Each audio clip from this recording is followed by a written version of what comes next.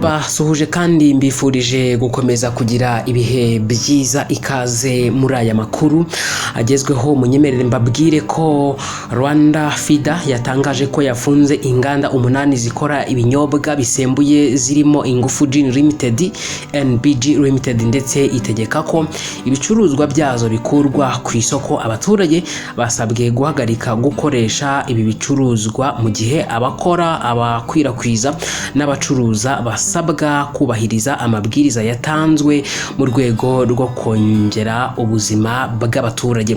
Ikaze muri aya makuru. Niba ari ubwa mbere ugeze ahangaha, kanda subscribe ubundi dukomeze. Nangira nimbabwiye ngo ikigo cy'igihugu gishinzwe kugenzura ubuziranenge bw'ibiribwa n'imiti mu Rwanda, Rwanda FIDA, cyahagaritse ikorwa n'icuruzwa ry'inzoga z'ibyuma birimo n'ibikorwa n'ubundi na Ingufu Gin Limited.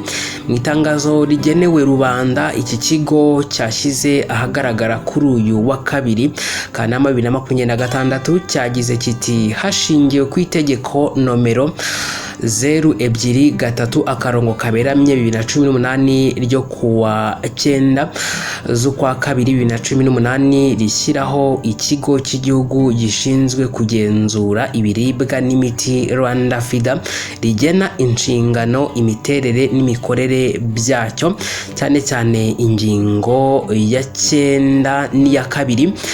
Nyuma y'ubugenzuzi n'isuzuma ry'iyubahirizwa ry'amabwiriza mu rwego rwo kurengera ubuzima rusange, Rwanda FIDA iramenyesha abakora ibicuruzwa, abakwirakwiza, ababicuruza n'abaturage muri rusange ko hafashwe izi ngamba zikurikira zihita zitangira kubahirizwa n'ubundi uhereye akanya uri kumva iyi nkuru. Rwanda FIDA ifunze inganda zikora ibinyobwa bisembuye, inzoga ziri ku rutonde rwa Annex E, kandi ikuyeho impushya zazo ntago n'ubundi zemerewe kuza kuba zakongera gukorerwa ahangaha mu Rwanda. Ibicuruzwa byose byakozwe n'izi nganda biri ku rutonde rwa Annex E bitegetswe gukurwa ku isoko. Rwanda FIDA itegetse abakora ibyo bicuruzwa guhita batangiza gahunda kubikura ku isoko. Uwari we wese utazubahiriza aya mabwiriza azafatirwa ibihano biteganywa n'amategeko. Rwanda FIDA irasaba abaturage guhita bahagarika kunywa cyangwa gukoresha ibicuruzwa biri ku rutonde rwa Annex E. Icyitonderwa: urutonde rw'izi nganda zizafatirwa ingamba ruzatangizwa mu minsi iri imbere, mu gihe ibikorwa by'ubugenzuzi n'ishyirwa mu bikorwa ry'agateganyo bikomeje. Rwanda FIDA irashimira abaturage n'abafatanyabikorwa ku bufatanye no kubyumva.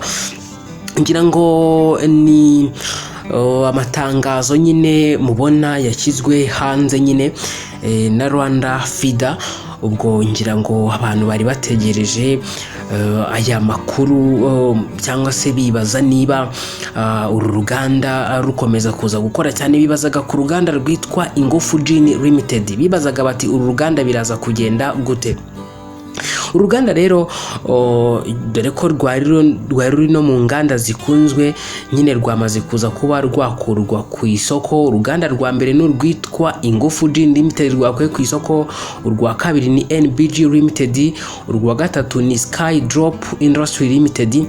Urwa kane ni Africana Buffalo Limited. Urwa gatanu ni Nopa Company Limited. Urwa gatandatu ni Roots Investment Group Limited. Urwa karindwi ni Rugari Agro Processing Company. Urwa munani ni Zonguru Industry Liability Company Limited. Izi nizo nganda zamaze kuza kuba n'ubundi zikurwa ku isoko ahangaha mu Rwanda. Rero ndabashimiye, mukomeze kugira ibihe byiza. Byari byo, dusubire mu biganiro byacu biri imbere.